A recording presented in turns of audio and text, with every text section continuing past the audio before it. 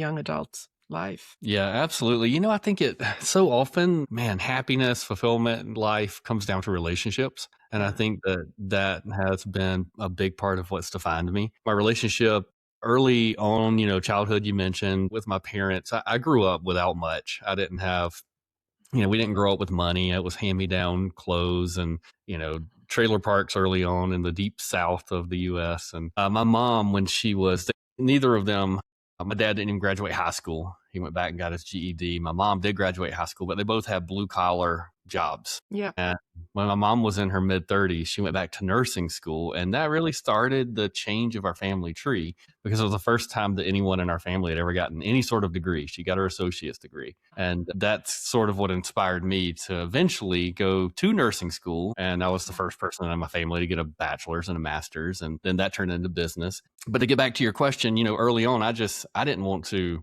I remember telling my mom, I don't want any responsibility. I just want to go to work, clock in, and go home. I don't want responsibility. I don't want people depending on me.